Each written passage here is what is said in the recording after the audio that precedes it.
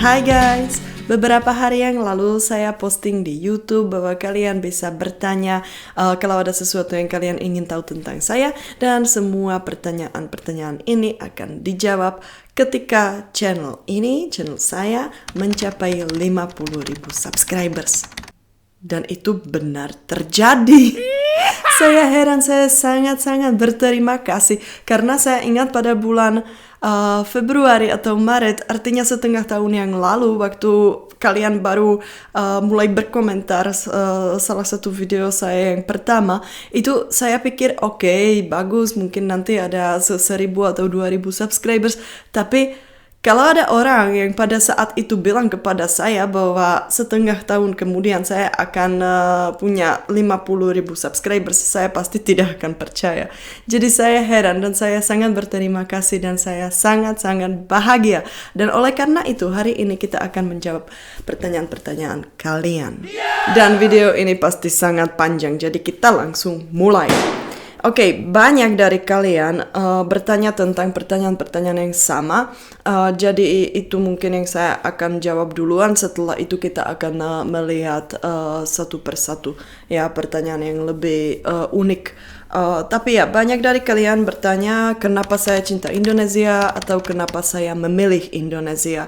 Dan itu saya sebenarnya sudah menjelaskan dalam beberapa video sebelumnya, misalnya dalam video ini. Jadi kalian bisa klik di sini dan kalian bisa nonton.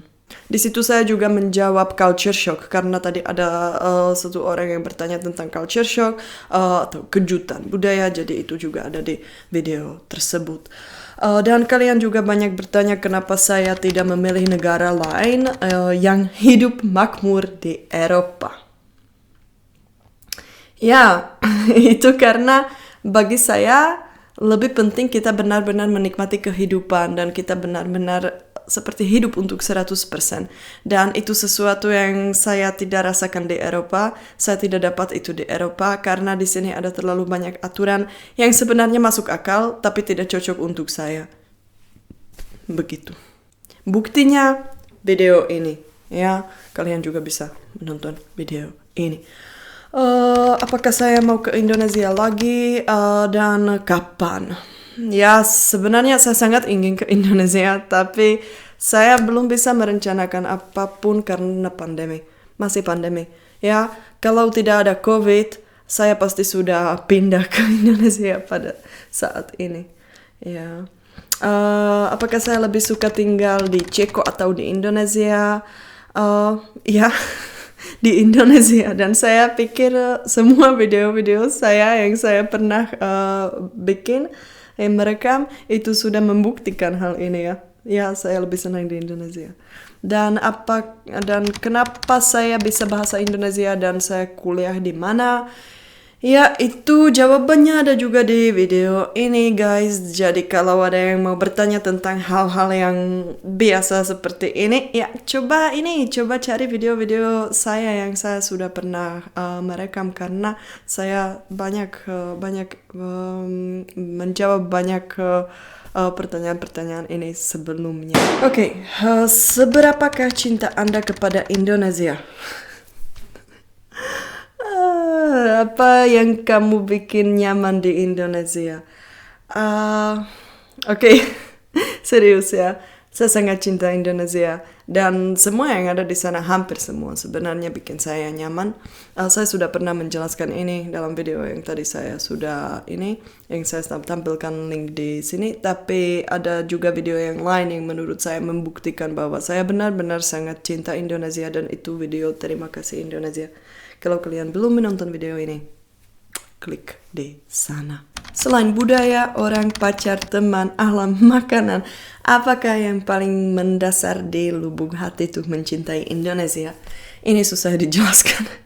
Karena saya suka semuanya di Indonesia, dan itu karena itu kompleks. Itu seperti dalam simbiosis. Jadi semua budaya, bahasa-bahasa yang ada di Indonesia, sifat orang Indonesia, semua warna, semua seperti pemandangan dan tanaman dan ya semua itu, dan juga semua bau wangi, dan semua rasa, itu semuanya kalau itu bersama itu sangat seperti dalam simbiosis dan itu kompleks dan itu yang saya suka. Karena ya itu sangat cocok buat saya ya. Jadi saya tidak bisa bilang hanya seperti saya cinta Indonesia karena makanan ya. Bukan, saya suka makanan di Indonesia tapi itu bukan hanya satu hal yang saya suka di sana. Jadi ya pertanyaan ini memang sangat susah. Makanan Indonesia apa yang masih kamu makan di Ceko sampai sekarang? Saya jarang makan makanan Indonesia di sini karena di kota Praha ada beberapa restoran Indonesia, tapi itu 200 km jauh dari kota saya, Brno. Dan di Brno tidak ada restoran Indonesia sama sekali. Jadi saya hanya kadang-kadang kalau saya ketemu teman saya yang tinggal di Brno juga dan dia masak, orang Indonesia, dan dia masak jadi saya bisa makan di rumahnya, tapi itu juga jarang sebenarnya. Atau kalau ada acara misalnya di KBRI, misalnya kemarin saya makan rendang di KBRI dan itu enak sekali. Dan ya saya hanya kadang-kadang masak nasi goreng karena itu sederhana, itu gampang ya. Dan itu yang saya bisa masak di sini. Apakah kamu serius menghayal tentang Indonesia ketika kamu di Ceko dan apakah sebaliknya begitu juga? Ya, kalau saya ada di sini setiap hari saya berpikir saya seperti setiap hari bikin rencana kemana nanti saya akan jalan-jalan, dengan siapa saya ketemu karena saya punya banyak teman di Indonesia, apa yang saya mau makan di Indonesia, ya semua saya selalu berpikir tentang itu. Tapi kalau sebaliknya, ya kadang-kadang saya juga kalau saya ada di Indonesia terlalu lama saya juga rindu Ceko. Terutama saya rindu makanan Ceko karena ya saya suka makanan Indonesia tapi saya sebenarnya orang Eropa dan saya tidak butuh makan nasi setiap hari walaupun saya sangat suka makan nasi. Jadi ya saya kadang-kadang saya ingat waktu saya tinggal di Indonesia dan saya misalnya video call dengan adik saya dan mereka jalan-jalan di sini atau mereka ada hanya di kebun habiskan sore hari.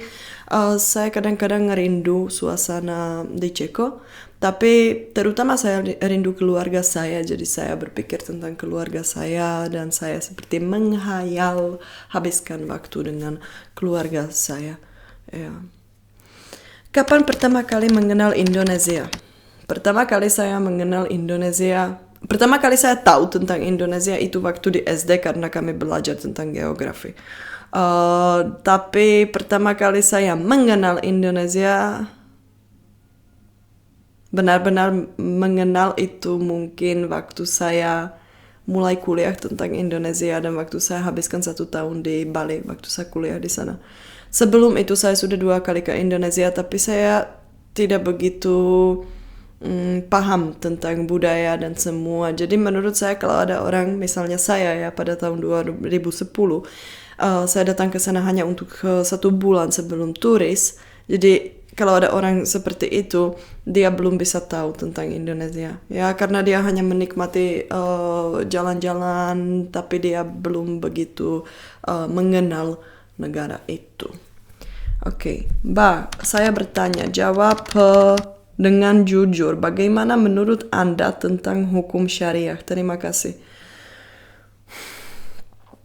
Saya jujur ya, saya sudah bilang dalam beberapa video sebelumnya bahwa saya sangat suka bahwa Indonesia itu penuh dengan diversitas dan juga penuh dengan toleransi. Dan saya berpikir bahwa sebenarnya ini bukan urusan saya karena saya pernah belajar tentang hukum syariah, saya pernah belajar tentang agama Islam waktu saya kuliah di Praha. Saya ambil kelas agama Islam untuk 1 tahun, jadi 2 semester. Jadi saya belajar banyak tentang itu. Tapi saya berpikir itu saya seperti tidak ada hak untuk berkomentar atau untuk menilai karena itu saya hanya pikir itu bukan urusan saya ya. Menurut saya kalau saya misalnya akan pergi ke Aceh, saya akan melakukan semuanya yang mereka di sana minta, jadi saya akan ikut semua peraturan atau saya akan belajar tentang semua larangan dan yang lain. Mungkin kalau saya pergi ke negara yang lain, misalnya ke negara-negara Arab, saya juga akan belajar duluan tentang budaya di sana. Supaya saya tahu misalnya pakaian apa saya bisa pakai, apa yang saya bisa lakukan.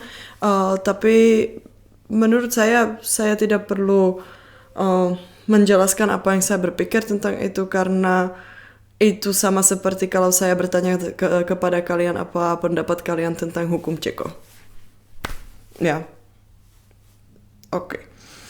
Tante sudah berapa lama di Indonesia atau di negara lain? Saya pernah hidup di Indonesia sekitar 6 tahun dan saya selain Indonesia saya tidak pernah hidup di luar negeri sebenarnya.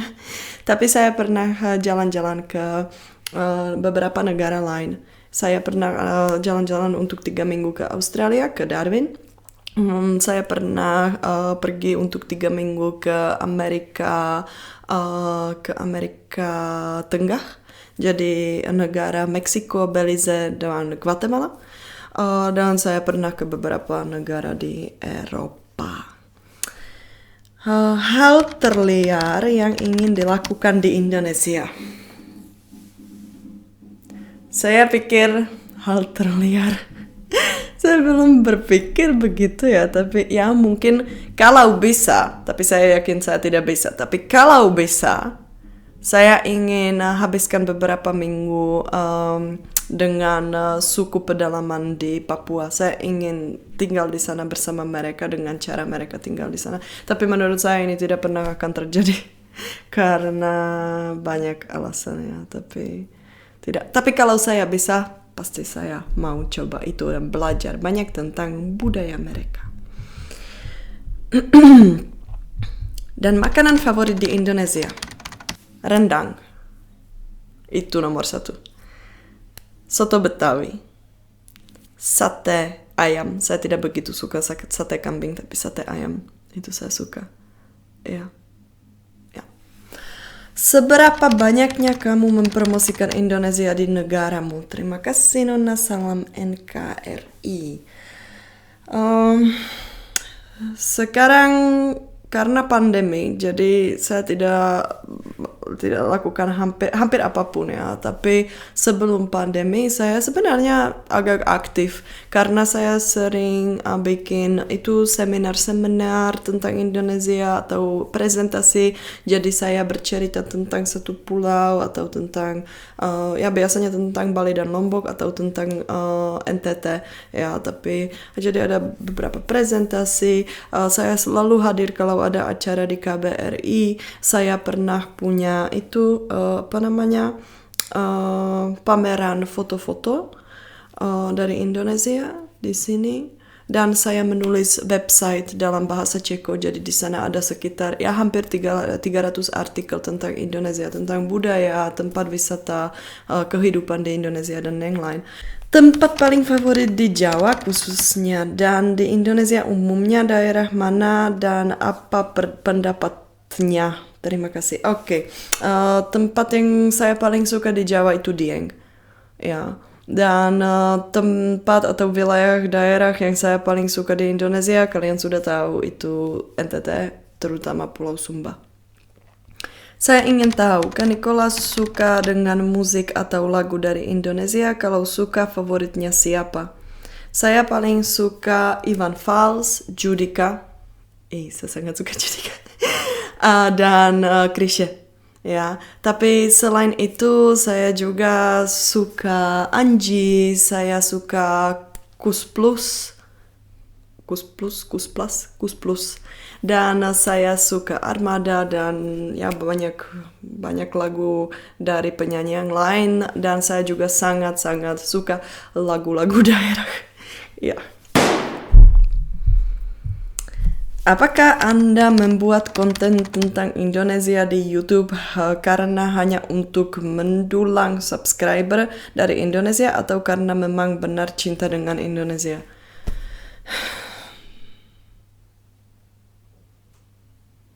Saya berpikir mungkin orang yang bertanya tentang pertanyaan ini mungkin itu orang yang baru menemukan channel saya ya. Jadi saya bisa mengerti pertanyaan ini. Tapi kalau itu orang yang sudah lama menonton video-video saya tidak begitu mengerti bagaimana dia bisa bertanya tentang ini karena menurut saya itu cukup jelas bahwa saya sangat cinta Indonesia. Tapi ya kalau ada yang mungkin tetap tidak percaya dan mungkin ada yang tetap berpikir bahwa saya hanya memancing subscribers dari Indonesia, ya silakan, saya tidak bisa bilang apa-apa ya. Itu pendapat kalian.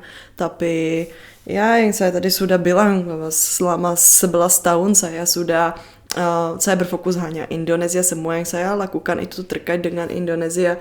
Dan mungkin kalau saya hanya cari subscribers, mungkin saya mulai merekam video-video 11 tahun yang lalu ya.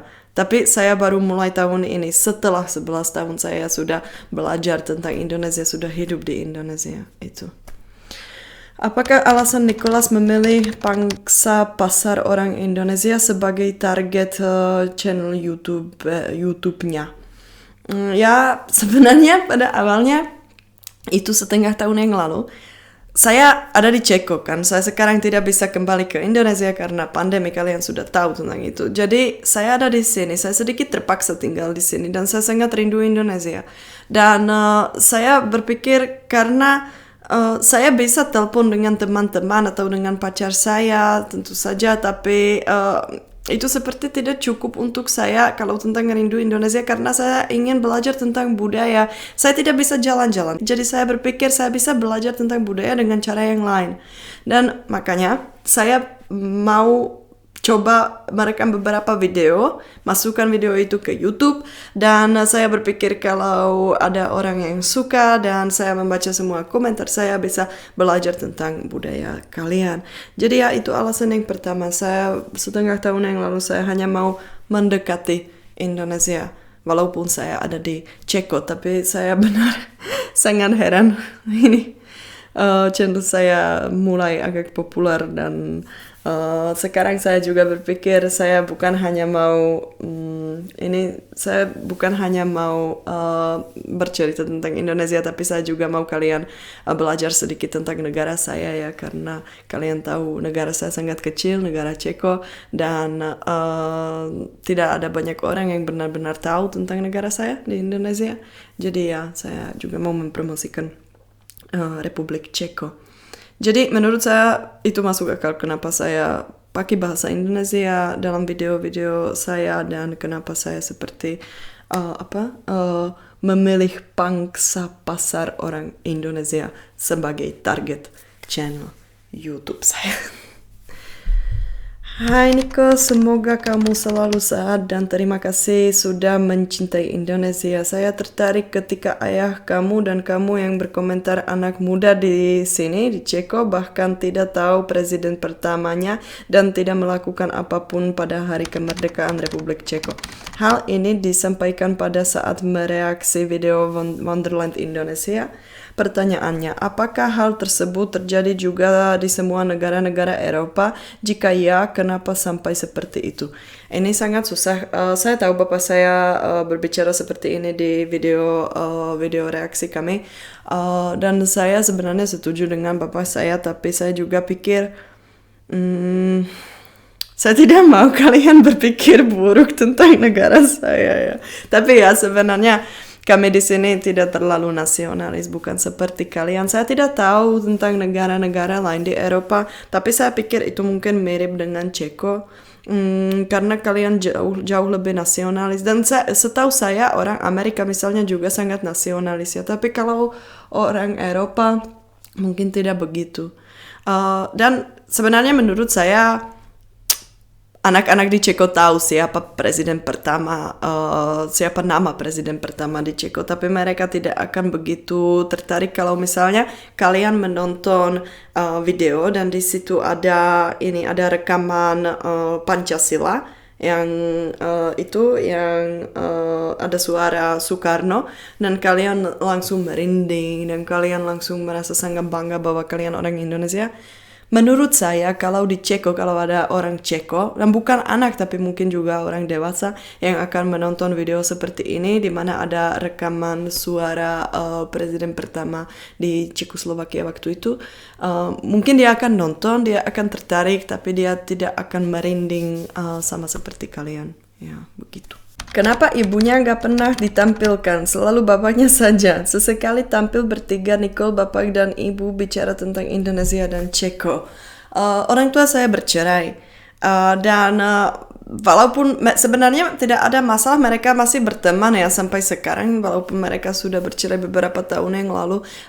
Tapi jadi tidak ada masalah, mereka bisa berkumpul, tapi ibu saya tinggal di tempat yang lain, jadi itu lebih susah kalau saya mau ajak dia merekam video, apalagi kalau dia harus datang ke sini. Jadi oleh karena itu saya merekam video dengan bapak saja karena saya tinggal di apartemen dia. Tapi saya ada rencana membuat satu video dengan ibu saya juga, cuma saya masih berpikir tentang topiknya. Tapi ini tidak benar, saya sudah pernah bikin 3 video saya merekam dengan ibu saya. Cuma itu video tentang masakan Ceko ya, kalian bisa nonton di sini. Jadi ya itu video yang tidak begitu populer, tapi ibu saya muncul di sana juga. Oke, di sini ada beberapa pertanyaan tentang cinta.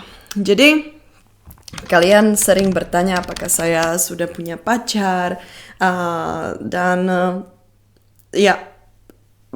saya sudah punya pacar, dia orang Indonesia, dia asli Pulau Sabu dan tinggal di Pulau Sumba, dan itu. Dan kalian juga banyak bertanya apakah lebih bagus mempunyai pacar Indonesia atau Ceko. Saya sudah bikin video ini, jangan cari pacar bule. Dan jadi kalian harus nonton video itu kalau kalian ingin punya pacar dari barat. Tapi saya pikir, menurut saya lebih gampang punya pacar dari negara yang sama seperti dari mana kita berasal. Jadi kalau saya punya pacar orang Ceko pasti itu lebih gampang karena kami punya budaya dan semuanya yang sama ya. Kami berasal dari tempat yang sama. Tapi kalau kita sudah jatuh cinta, kita jatuh cinta. Itu tidak bisa direncanakan kan.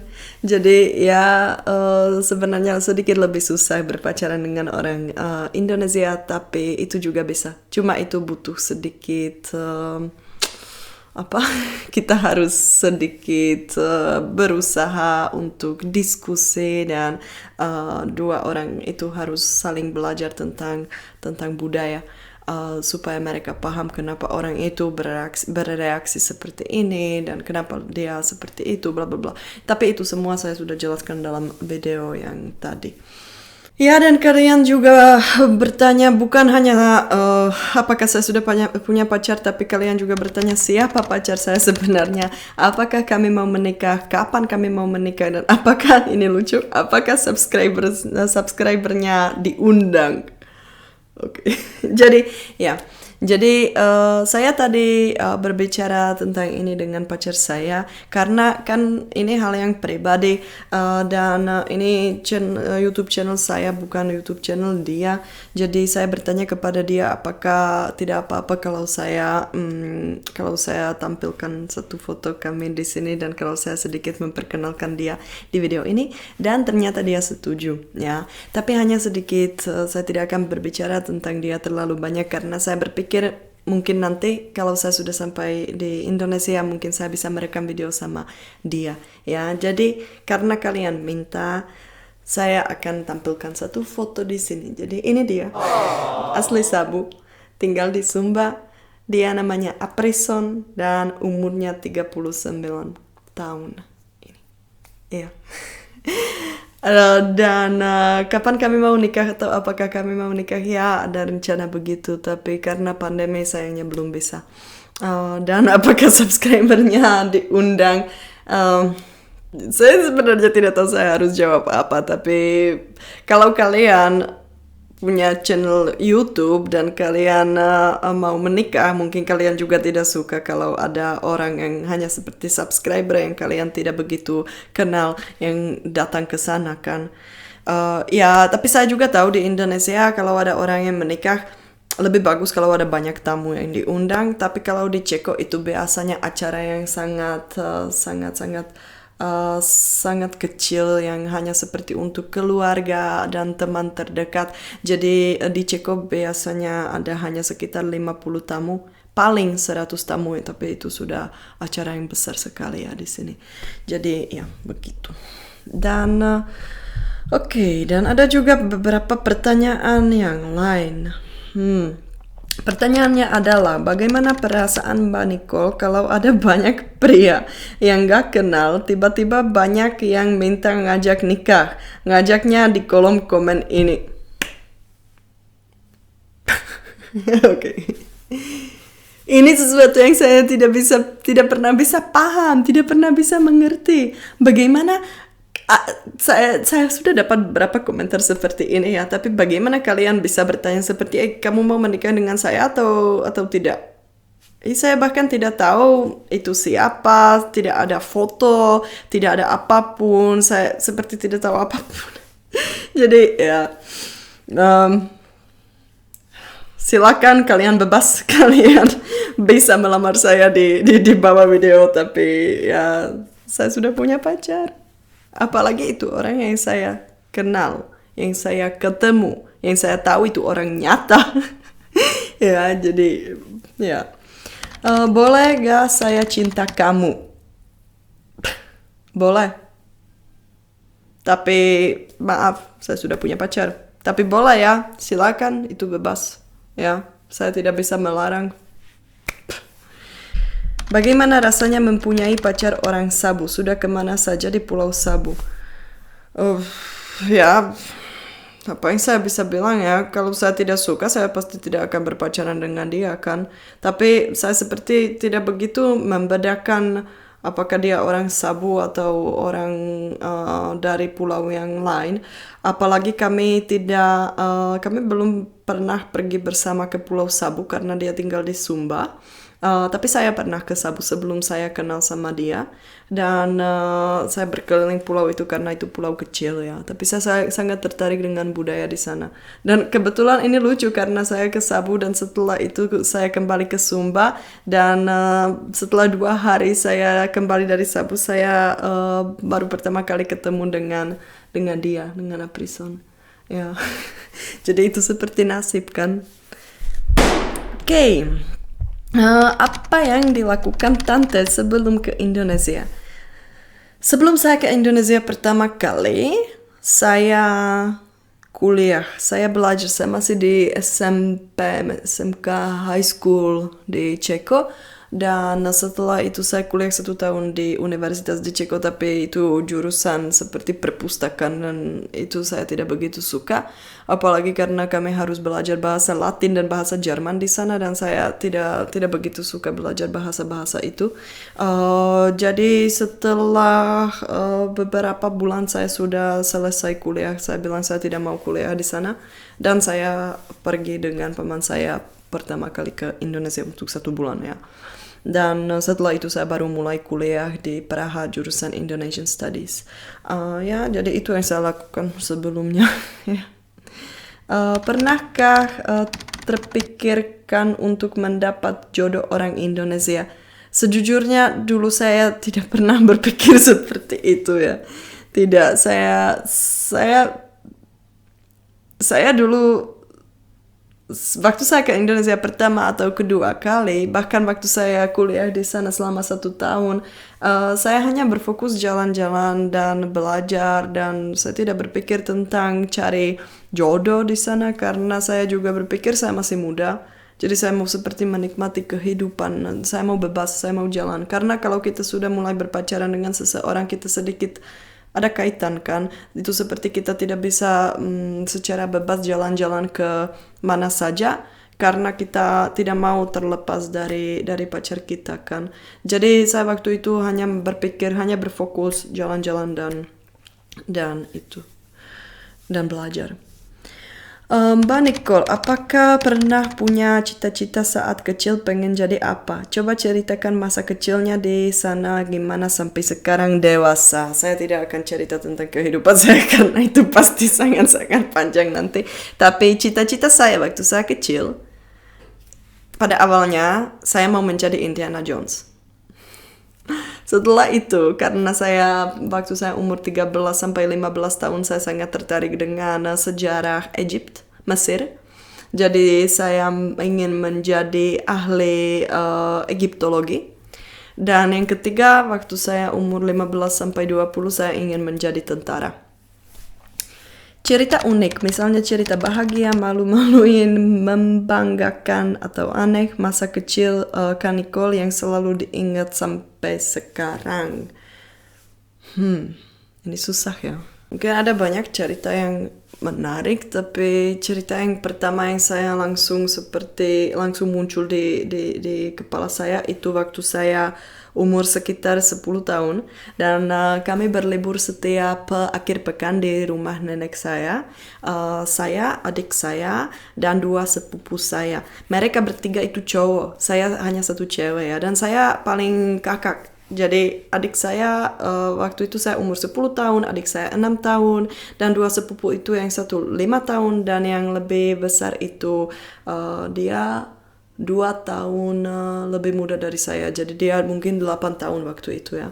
Dan itu seperti adik saya bermain dengan sepupu yang kecil dan saya selalu bermain dengan sepupu yang lebih besar. Dan kami bermain di sana ada seperti proyek pembangunan dan kami bermain di sana dan ibu saya selalu bilang jangan bermain di sana, nenek juga bilang jangan pernah ke sana, tapi kami suka seperti naik ke atas dan ini. Dan pada suatu hari kami bermain di sana dan saya jatuh, tapi tidak ada luka besar, ada hanya luka di perut saya.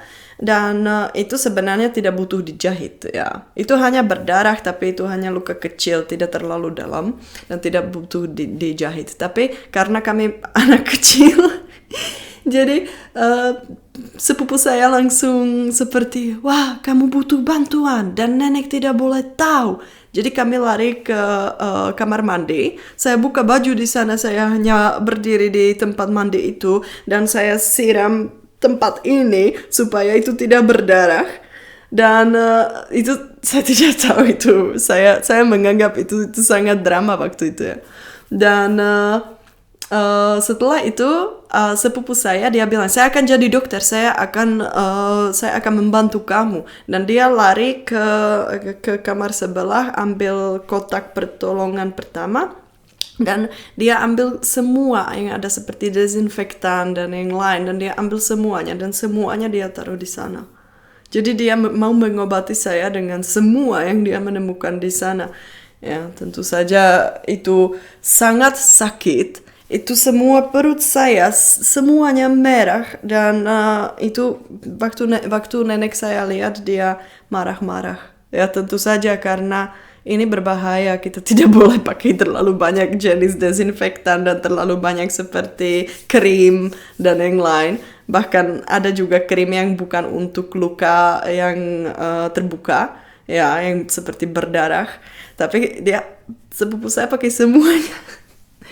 Itu. Jadi waktu itu jadi masalah besar karena kami dianggap nakal. Ya, dan perut saya sakit selama mungkin 2 minggu. Jadi ya, kalau ada anak kecil jangan pernah jangan pernah meletakkan kotak pertolongan pertama terlalu dekat dengan anak itu supaya anak itu tidak boleh ambil kotaknya. Apakah kakak nanti ingin menghabiskan masa tua kakak di Ceko atau di Indonesia? Di Indonesia, pasti di Indonesia. Maukah kamu jadi warga negara Indonesia? Ini pertanyaan yang susah sekali. Saya sebenarnya sangat ingin tinggal di Indonesia, ingin hidup di sana sampai saya tua. Tetapi ini ya, di Indonesia kalau kita mau menjadi warga negara Indonesia, kita akan menghilangkan kewarganegaraan kita yang di luar negeri ya, karena di Indonesia masih belum boleh punya dua kewarganegaraan. Kalau misalnya di Ceko boleh ya, jadi di Ceko banyak orang di sini punya 2 kewarganegaraan, tapi kalau di Indonesia ini setahu saya ini belum didukung. Jadi kalau saya menjadi WNI, saya akan menghilangkan kewarganegaraan Ceko, dan kalau itu terjadi nanti saya akan butuh visa kalau saya mau ke Ceko. Dan ini sedikit menakutkan sebenarnya, karena walaupun saya sangat cinta Indonesia, mau tinggal di sana, semua keluarga saya ada di Ceko. Kalau ada yang terjadi kepada orang tua saya atau kepada adik saya, nanti saya akan butuh visa dan saya harus ikut proses itu yang susah. Sama seperti kalau kalian mau ke Eropa, itu nanti sama untuk saya kalau saya mau ke Ceko. Jadi saya nanti tidak bisa hanya seperti langsung terbang ke sini. Mungkin kalau ada orang tua saya ada di rumah sakit atau apa, itu pasti butuh 1 bulan, 2 bulan persiapan atau berapa lama. Dan mungkin pada saat saya sudah sampai di Ceko, itu sudah terlambat ya. Jadi saya berpikir kalau orang tua saya masih hidup, dan saya berharap mereka akan hidup sampai umur 100 tahun. Kalau mereka masih hidup, saya butuh cara yang gampang untuk kembali ke Ceko kalau mereka sakit atau kalau mereka butuh saya ya. Karena itu kewajiban saya. Apa yang belum kamu capai selama di Indonesia dan harapan buat tahun-tahun ke depan, punya planning apa? Saya mau jalan-jalan ke Bangka Belitung, ke Madura, ke Alor, kemana lagi? Ke gunung, banyak gunung yang ada di Indonesia karena saya suka naik gunung.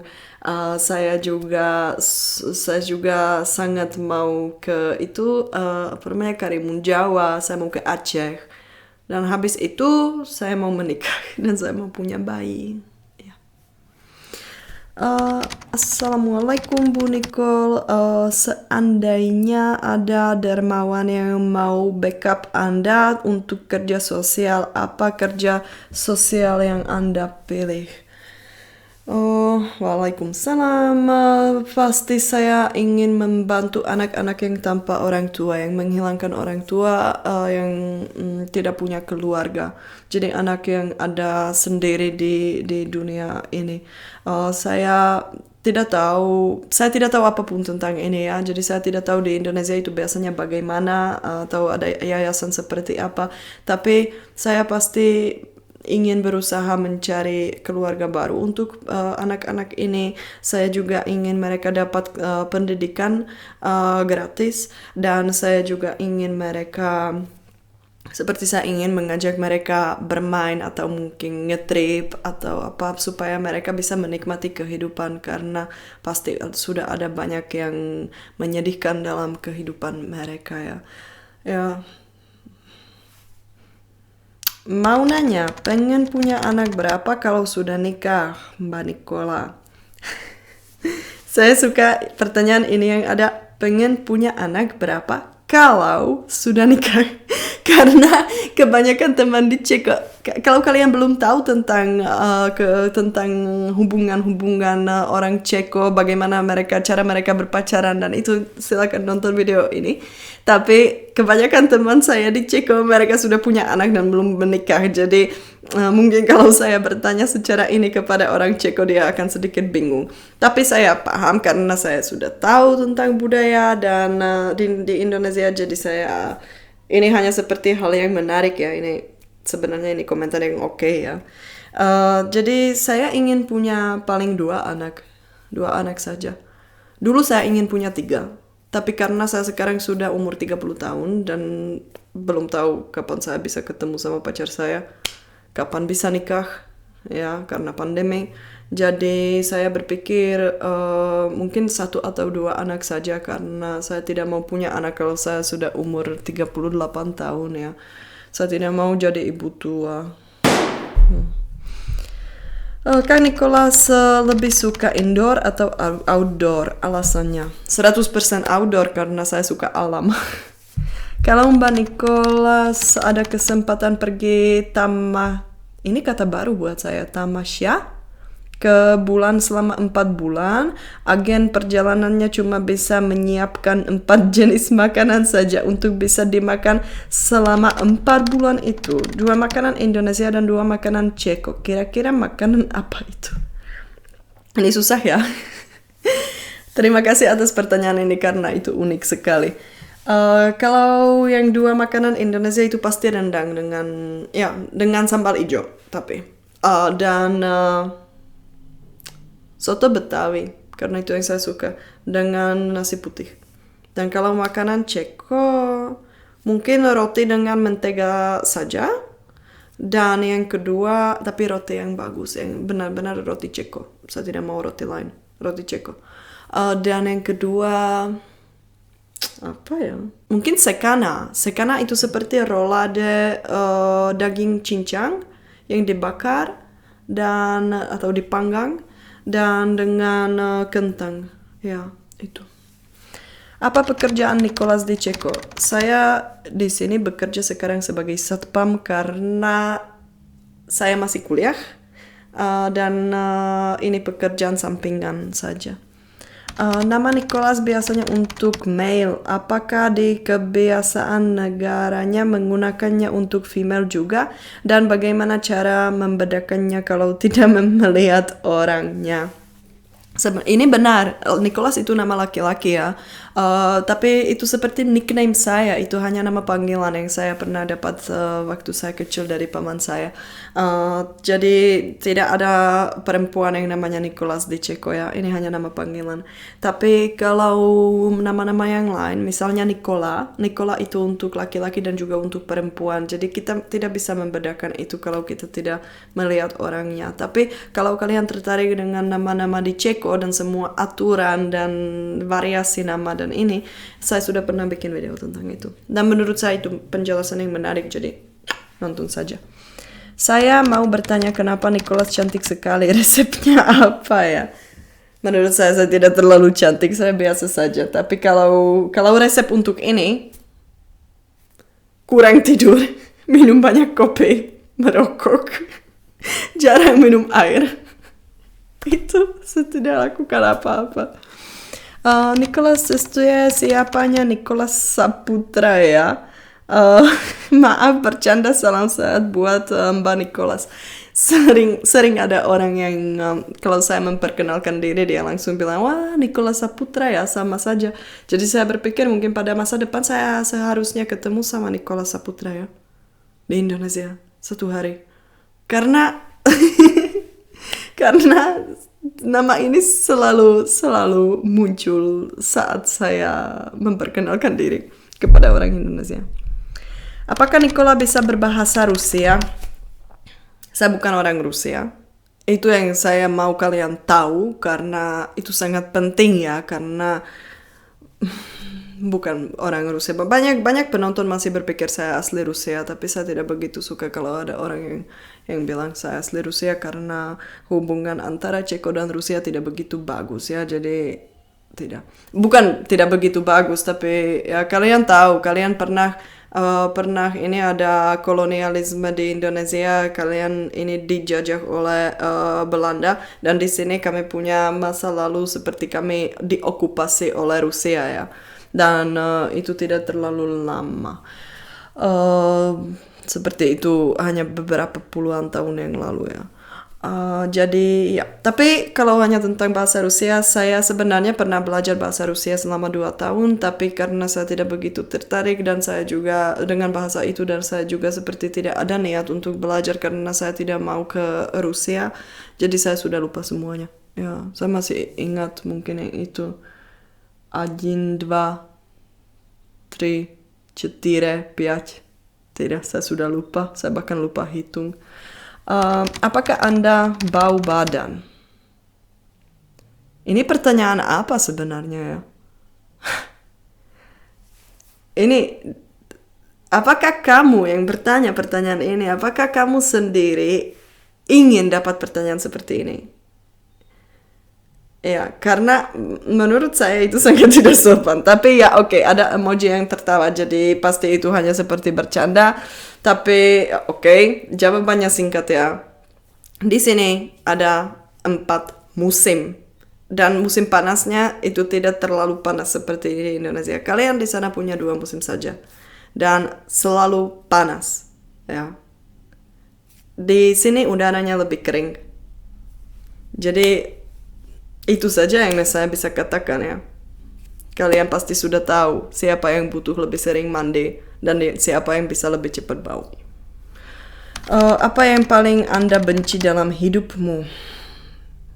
Ini pertanyaan yang susah sekali. Tapi terima kasih atas pertanyaan ini. Saya pikir mungkin saya paling benci, mungkin bukan benci tapi tidak suka kepercayaan diri saya yang sangat rendah. Jadi saya tidak percaya diri sama sekali, mungkin karena dulu saya tidak diajarkan untuk percaya diri, saya tidak tahu. Jadi itu susah dan itu mempengaruhi banyak hal dalam kehidupan saya ya. Jadi ketika saya harus memutuskan sesuatu atau seperti itu, jadi itu bikin saya bingung dan saya kadang-kadang seperti malu dan saya kadang-kadang tidak begitu berani ambil kesempatan yang datang. Jadi itu mungkin ya, itu yang saya mungkin paling benci ya, bahwa saya tidak diajarkan untuk lebih percaya diri sendiri. Oke, dan itu saja. Wow, kita membahas sangat banyak pertanyaan. Saya bahkan tidak tahu berapa pertanyaan totalnya ada di sini. Saya berharap kalian suka video ini. Kalau kalian suka video ini, jangan lupa kasih like, jangan menulis komentar di bawah, dan kalau kalian belum subscribe ya. Oke.